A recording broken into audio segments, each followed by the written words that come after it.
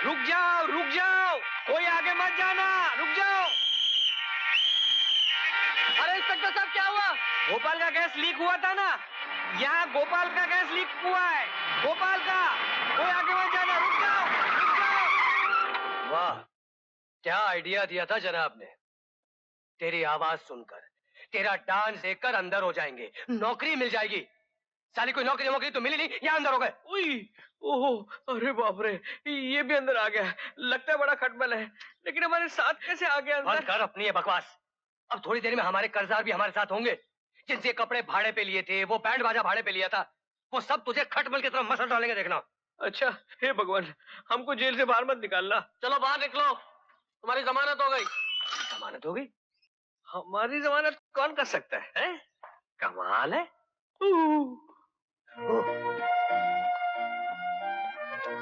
क्या कर रहा? आपने जी हाँ, कल रात मैंने आपको सड़क पर गाते हुए देखा। जी हाँ, वो ऐसे ही बहुत अच्छा गाते हैं आप। अच्छा। यार, हम लोग तो नौकरी ढूंढने चले थे, ये तो छोकरी मिल गई। यही छोकरी शायद नौकरी दिला दे। जी? नहीं, नौकरी नौकरी नौकरी। आप बेरोजगार हैं? जी। फिर आप किसी होटल में सिंगर की नौकरी क्यों नहीं कर लेते? अरे मेम साहब, इसी नौकरी के चक्कर में वो रोड साइड पर रेड लाइट ग्रीन लाइट का चक्कर चलाया था, लेकिन वो तो ब्लैकआउट हो गया। अब वो चक्कर का चक्कर तो चला नहीं, लेकिन यहाँ का चक्कर लग गया। शायद इस होटल में सिंगर की जगह खाली है। Really? अरे वाह, आप इसी होटल में काम करती हैं? जी, वो नौकरी के लिए कोशिश की होगी, मिली नहीं होगी। देखिए, आप यहाँ साइन कर दीजिए। जमानत का बहुत बहुत शुक्रिया। ओ,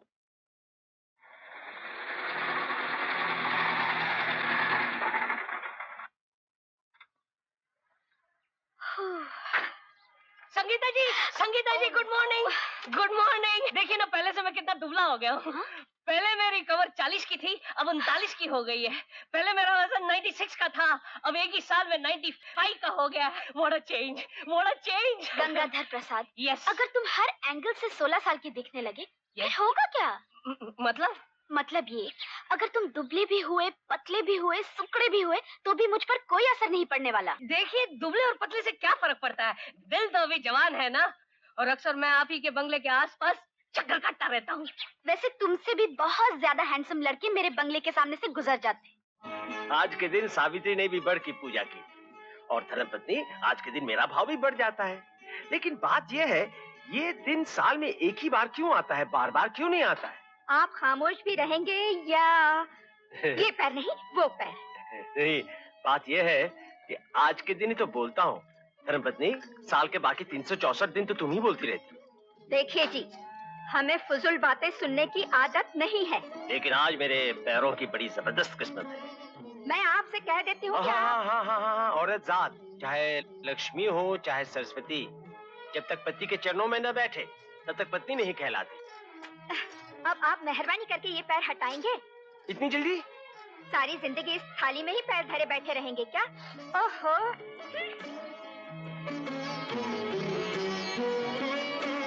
अरे संगीता बेटी, इतनी सुबह तुम कहाँ से आ रही हो? मम्मी, आप सुबह सुबह पूजा कर रही हैं और मैं दान धर्म का काम करके आ रही हूँ। अच्छा, ठीक कर रही हो। हाय डैडी। क्या गजब करती हो? कहीं तुम्हारी माँ ने देख लिया तो इस झूठ को सड़े हुए फ्रूट की तरह बाहर फेंक दे। ओह डैडी, ये इम्पोर्टेड है। अच्छा ठीक है, डैडी को चुरूट का मक्खन तो लगा लिया, अब मतलब की बात पर आ जाओ। डैडी, एक लड़का है। लड़का? नहीं, एक चुरूट से इतना खतरनाक काम मुझसे नहीं होगा। वो शादी ब्याह मेरा डिपार्टमेंट नहीं है। ओह डैडी, शादी ब्याह की नहीं, हमारे होटल में एक लड़के को नौकरी दिलाने की बात कर रही हूँ। नौकरी? अरे, जिसकी खुद की कुर्सी छीन गई हो, वो दूसरे को कैसे नौकरी दिला सकता है? प्लीज डैडी, इस लड़के को अपने होटल में आपको नौकरी दिलानी ही पड़ेगी। बेचारा बहुत ही जरूरतमंद है। उसने नौकरी पाने के लिए क्या कुछ नहीं किया, मगर सिवाय नाकामी के उसे कुछ नहीं मिला डैडी।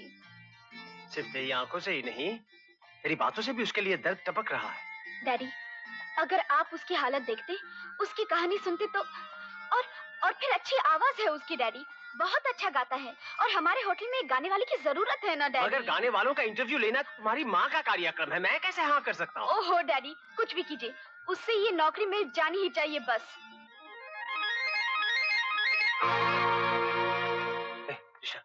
ये दूध मेम साहब के लिए है जी ना? साहब। मुझे और तुम जाके मेरी दवा लाओ। मगर साहब,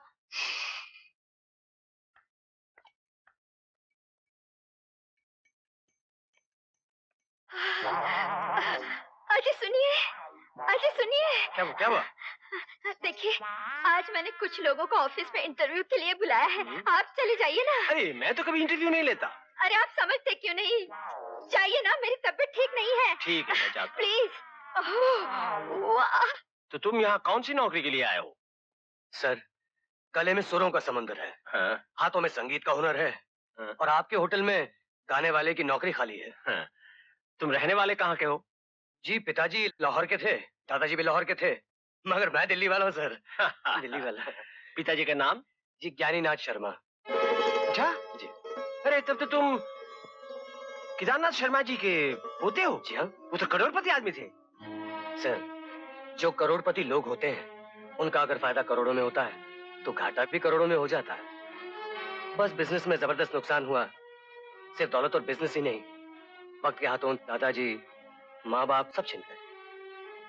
उसके बाद बस अपनी दुनिया अपने ही कंधों पे खींचनी शुरू की और यहाँ तक आ पहुंचा। तो फिर कल से नौकरी पर आ जाओ। Really sir? Thank you sir. Good morning madam. Good morning. कल जिनको होटल में गाने के लिए रखा गया है उन्होंने ये लिस्ट दी है। तो आप हैं मिस्टर अमर? Yes ma'am. कल ही हमारे होटल में तुम्हें नौकरी दी और आज तुमने सलाह देना भी शुरू कर दिया। नहीं मैडम, ऐसी बात नहीं है।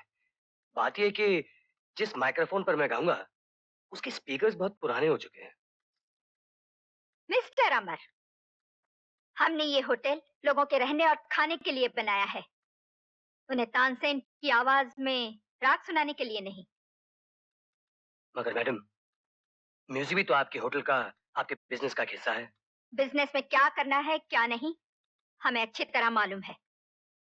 आजकल नाच गाना और डिस्को होटलों का फैशन बन गया है, इसीलिए हम मजबूर हैं, वरना म्यूजिक और नाच गाने से हमें सख्त नफरत है।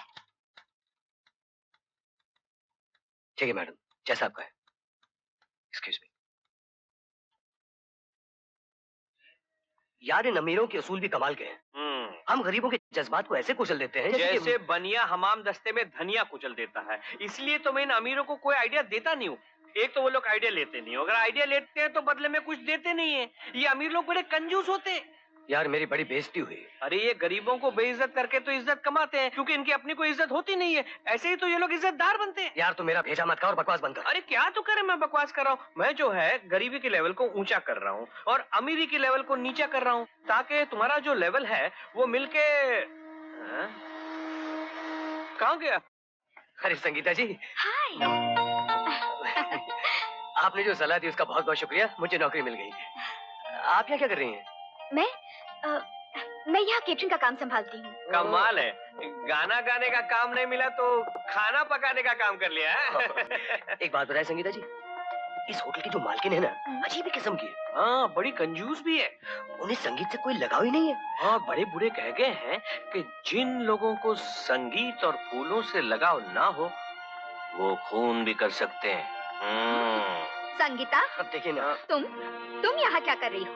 जियो, ये लोग लेन देन कर रहे हैं, एक दूसरे का शुक्रिया अदा कर रहे हैं। शुक्रिया? किस बात का शुक्रिया? ये सब क्या हो रहा है? बेटी, फॉरेन से कुछ ग्रुप आ रहा है, तुमने खाने पीने का अरेंजमेंट कर दिया है ना? जी मम्मी। ठीक है। Excuse me. ये आपकी मम्मी थी? कैसी बातें कर रहे हो? क्या तुम्हें डैडी दिखाई दे रहे हैं? नहीं, मैंने मतलब इनकी मम्मी थी ना वो। हाँ, यस यस। वैसे बहुत अच्छी हैं। औरत आपने कितनी तरक्की की, क्योंकि बड़ी बड़ी हुकूमतें चला रही हैं। Very good. इनको देखो, इनको देखो, इतनी बड़ी होटल की कैंटीन चला रही है। कैंटीन, केटरिंग, केटरिंग चला रही है। वैसे आपने बहुत बड़ा सरप्राइज दिया हमें। ये बताया तक नहीं कि जहाँ हमें नौकरी दिलाई जा रही है आप उसके मालिक की बेटी हैं। सरप्राइज देना तो हमारी खानदानी आदत है। बहुत अच्छी आदत है। Very good, very good. Hotel Baba, क्या होटल बाबा? ये मेरी मम्मी का क्रिएशन है। मम्मी ने अगर सबसे खूबसूरत, अनमोल और जबरदस्त चीज बनाई है तो वो ये होटल है। अच्छा, नमस्ते। नमस्ते।